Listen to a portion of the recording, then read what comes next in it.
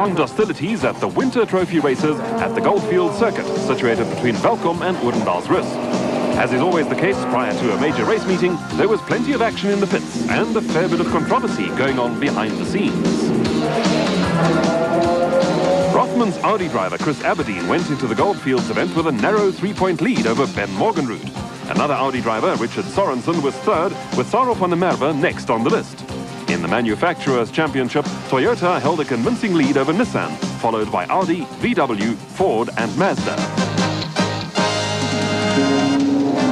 Behind the scenes, there was a great deal of acrimony over the handicap system in Class A of the Wesbank Challenge. It led to some hectic infighting over how much ballast the Sasol Ford Telstar should or should not carry at Goldfields. The responsible people at Motorsport Control have not been doing their job. They, despite numerous requests, never clarified the position. The problem is this: there was a circular put out for Kyalami, which gave Van der Merwe and Morgenrood a weight reduction. Why and how, the Lord alone knows. I don't see the reason for it, but that was done.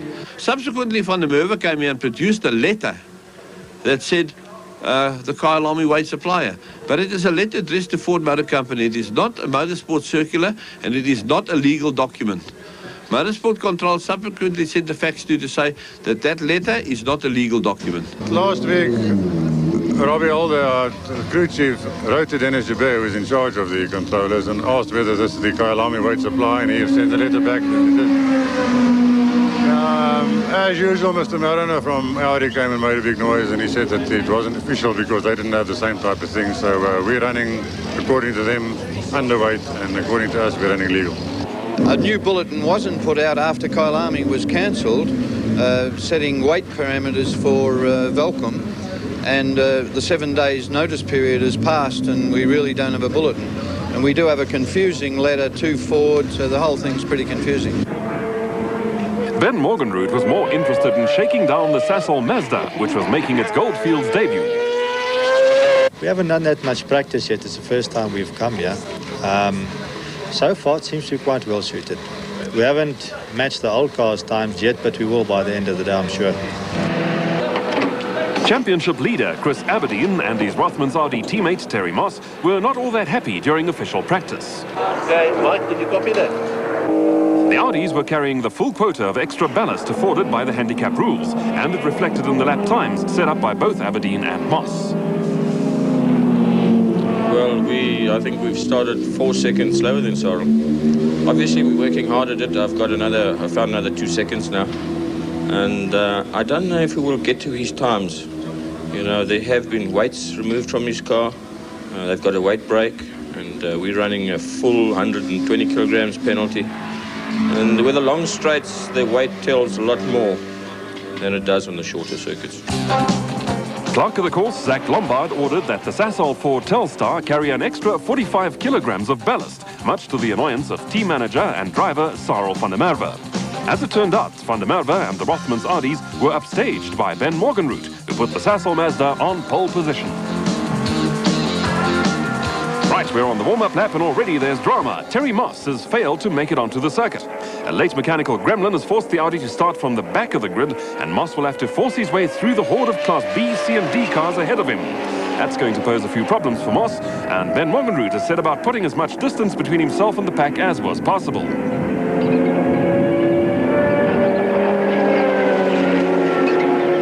Moss is simply forcing his way through the back markers, but leaders are thundering down the 1 kilometer Goldfields straight. This is the longest straight in the country and gives the cars the chance to really stretch their legs. The Mazda looks to have the edge in straight line speed, and Morgenrood is gradually inching away from van der Merwe in the Sasol Ford Telstar and third-placed Chris Aberdeen in the Rothmans Audi. Aberdeen has a clear view of Morgenrood and Sarel van der Merwe up ahead of him. Behind Aberdeen come the Accord Sound Audi of Richard Sorensen and the similar Sabat car driven by Larry Wolford. Morgenrood is looking comfortable up front in the Sasol Mazda and appears to have got all his sums right in setting up the car. Terry Moss is already up with the quicker Class C and B cars. We're still on lap 1 and Moss is charging his way through the field. Terry is a no-holds-barred racer and will be reveling in this sort of role. The smaller category cars are starting to sort themselves out, with the usual little personal duels starting to emerge. still has a comfortable lead over Van der Merwe, but Sarel now has Chris Aberdeen breathing down his neck and looking for a way past the Sasol Ford. Aberdeen is starting to put the pressure on Van der Merwe, but just listen to the banshee wail of that triple rotor engine in the Mazda.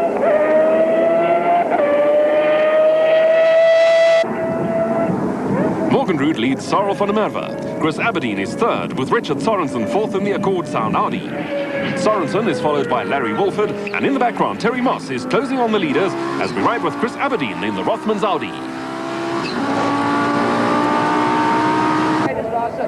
Morgenrud leads a high-speed train down the main straight at well over 250 kilometers an hour. It's hard on the brakes and down through the gearbox as Castro Corner arrives at a rapid rate of knots. Sarel van der Merwe still has Chris Aberdeen right on his tail as they head for the subway and the Continental Corner complex. Richard Sorensen is working hard to stay with the works cars, but the interest is on the duel that's starting to develop between Van der Merwe and Aberdeen.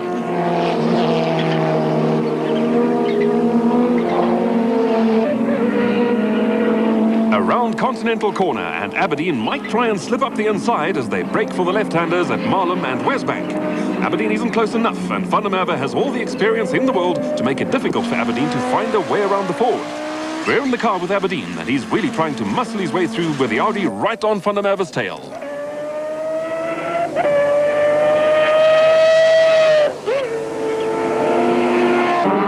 We pick up the action with Class C leader Anthony Taylor in the dealer team Toyota Sprinter. Taylor was around 4 seconds under Serge Damso's lap record in official practice and qualified ahead of the Class B cars of Gary Dunkley and Ray Wilford. Father Roger has really got the Sprinter to fly, and young Anthony looks at peace with the world.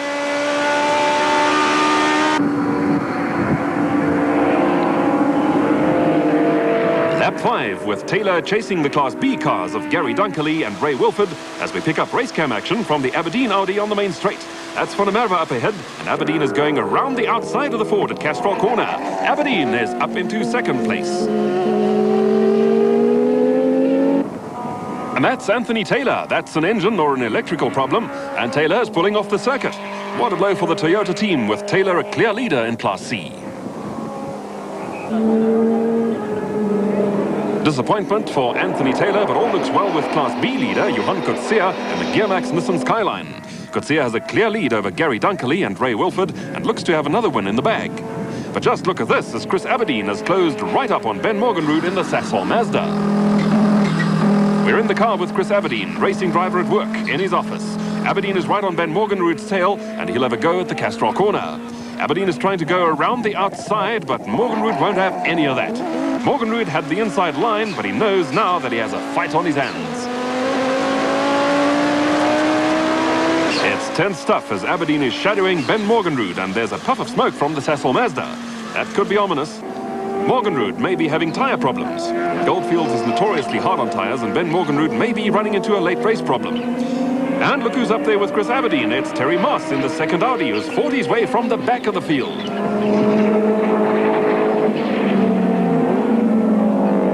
Morgenrud leads Aberdeen, with Moss now into third, ahead of Sarel van der Merwe and Richard Sorensen. Aberdeen is going for the lead. He slips up the inside as they go into the right-hander at the start of the pit straight, and Chris Aberdeen is in the lead.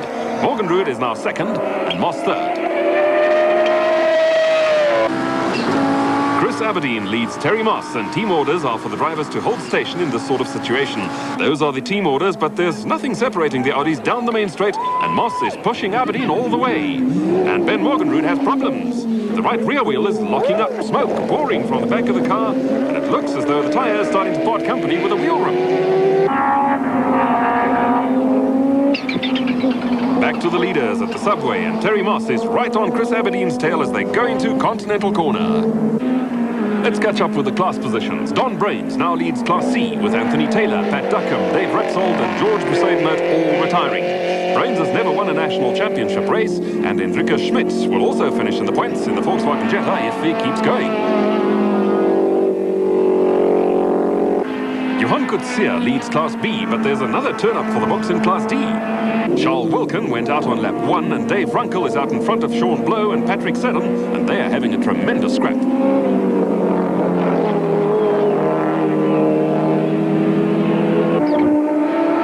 Final lap, and Rothmans Audi leads Rothmans Audi. Terry Moss is tucked in behind championship leader Chris Aberdeen, but it looks as though Moss is going to have a go on the outside at Castrol Corner. The two Audis are side by side, and it doesn't look as though team orders are going to apply.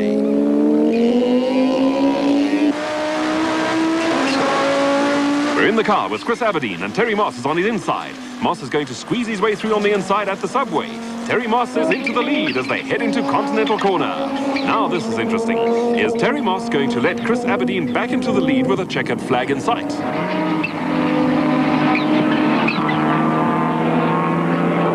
Moss leads Aberdeen. They have 2 corners to go before the dash to the line, and Moss is ahead of the championship leader. It doesn't look as though Terry Moss is going to give way. Into the final corner, and Terry Moss is going to win it ahead of teammate Chris Aberdeen as the Rothmans Audis head for the line. A great 1-2 win for the Rothmans Audis with Sarel van der Merwe third. A great result for Johan Kutsia, who was 5th overall and Class B winner. Class C went to Don Brains and Class D to Dave Runkle. The slower cars was rather dicey. There were times when I had to duck and dive to get out, to miss them. But I managed to get through them very quickly, and when I found myself, I was charging and catching the front runners. Aberdeen's car sported the scars of battle. There was a bit of a misunderstanding in the team. With 3 laps to go, when I was in the lead, the radio call came, slow down and maintain your position. So that's what I did as the lap time show. And I don't know whether Terry didn't get the call or ignored it, but he passed me on the last lap at the end of the straight, bumping my car, and he won the race. It's one of those things. Heat 2, and we're underway with Larry Wolford making a great start in the Sabat Audi on the outside. Field streams away with 10 laps ahead of the drivers. Larry Wolford's really got off to a tremendous start and is in 2nd place behind Terry Moss with Sarel van der Merwe 3rd in the Sasol Ford Telstar. Larry Wolford certainly got the drop on everyone else at the start. Moss leads Wolford, van der Merwe is 3rd, with Aberdeen 4th, Ben Morgenrud 5th, and Richard Sorensen 6th. More race cam action from the Sasol Ford Telstar, and it looks as though Sarel van der Merwe has a problem. Van der Merwe is slowing. Cars are starting to stream past the Ford, but that can only mean an engine problem. It certainly hasn't been a happy weekend for Sarel and the Ford team.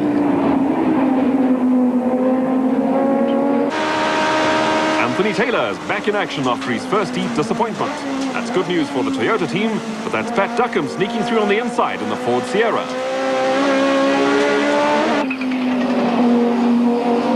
Back with the leaders, and Terry Moss is out in front with Chris Aberdeen 2nd and Ben Morgenrud 3rd as the leaders exit the subway and head for Continental Corner.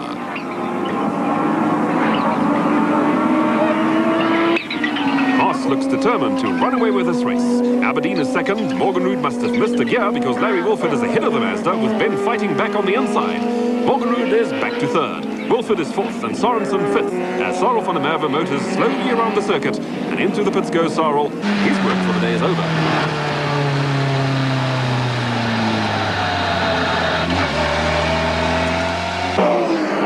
Lap 3, and there's a tremendous battle developing between Dave Repsol and Anthony Taylor in the Toyota Sprinters and Pat Duckham in the Fram Filters Ford Sierra. These are all Class C cars, and the trio have been constantly swapping positions. Here we have Taylor right on Repsol's tail as they go around the long Sabat sweep with the cars right on the limit. It's Taylor and Repsol side by side. They're almost touching as they come into the main straight, and now Duckham comes streaming past on the outside of Anthony Taylor. The trio are not far behind the Class B car of Ray Wolford, and they're in line abreast as they approach Castrol Corner. Someone has to give way.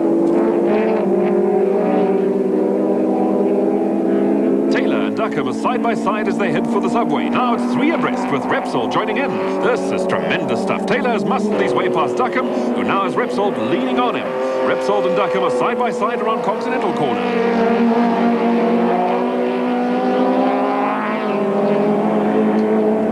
It's Toyota versus Ford as Duckham and Repsol head for Marlem Corner. Duckham has got his nose in front as they get into the brakes. Repsol is trying to fight back, but Duckham is holding his line. It's Taylor, Duckham and Repsol in a super fight in Class C. Lap 5 and the halfway distance, and we're back with the leaders. First race winner, Terry Moss, is out in front in the Rothmans Audi. Moss's teammate, Chris Aberdeen, is 2nd, but he has Ben Morgenrud in the Sasol Mazda in close attendance.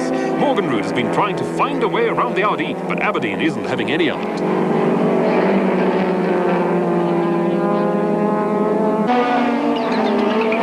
feel Aberdeen is holding him up, and all the time Moss is pulling away from the fight for second and third. Back to the battle in Class C, and Anthony Taylor is chasing after Pat Duckham and Dave Repsold. Taylor has dropped back to third in this little battle and looks to have a problem. That little wave of resignation confirms that Taylor has some sort of mechanical problem, but Duckham and Repsold will be concentrating on their personal little duel. Duckham is just managing to hold off Repsold. The cars are evenly matched, and it needs only a tiny mistake from either driver to see the position change. And there's confirmation that Taylor is out of the race. Young Anthony is slowly heading for the runoff area along the pit straight. Helmets and gloves off. And that's another disappointment for Toyota and the father and son Taylor team.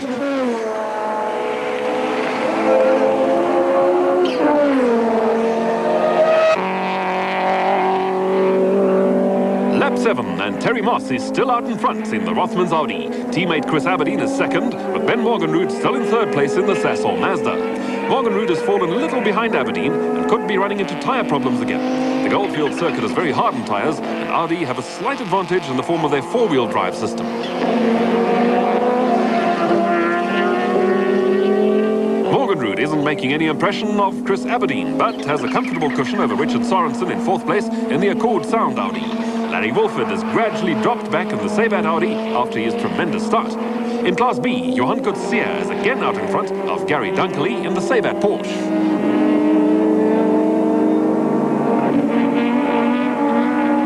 The battle continues in Class C. Pat Duckham and Dave Repsold are still at it, and it looks as though Duckham just has the legs on Repsold. Repsold will be trying to force Duckham into a mistake, but so far the Italian has withstood the pressure.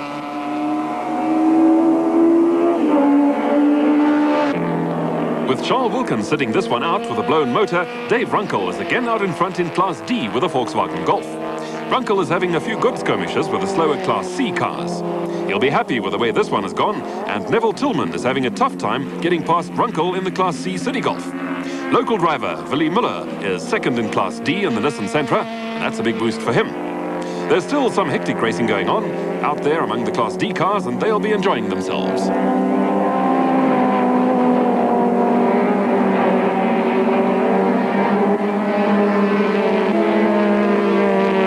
For the leaders on lap 9, and still it's Terry Moss out in front of his Rothmans Audi teammate Chris Aberdeen, with Ben Morgenroot third, Richard Sorensen fourth, and Larry Wolford fifth. Another win here will send Moss rocketing up the championship standings, and he's desperate to retain his title in Class A.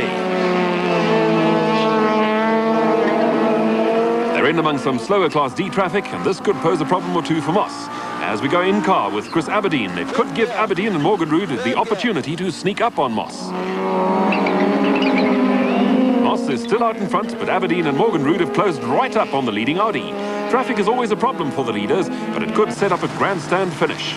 Aberdeen will know that Morgenroot wants to get past, and at this stage of the race, no one wants to make a mistake. The final lap, and time is running out for Aberdeen and Morgenroot if they want to make a move on Moss. The leaders are in among slower traffic again, and the adrenaline will be pumping. There's a huge speed differentiation between the Class A cars and the Class D cars, but the slower fellows are also in a race of their own. 2 corners to go, and Terry Moss looks to have this one all wrapped up. Moss will take the double for the day ahead of championship leader Chris Aberdeen and Ben Morgenroot. On to the main straight, and the checkered flag is out for Terry Moss as he leads Chris Aberdeen and Ben Morgenroot across the line. Another 1-2 for Audi with Ben Morgenroot third. Johan Coetzee again takes Class B with 6th place overall. Class C finally went to Pat Duckham, with Dave Runkle scoring a double in Class D. Funny enough, it was enjoyable weaving through some of the slower traffic on the straight, because some of them were on the right and some were on the left. So I sort of had to do a zigzagging all the way down the main straight. I thought that was quite enjoyable.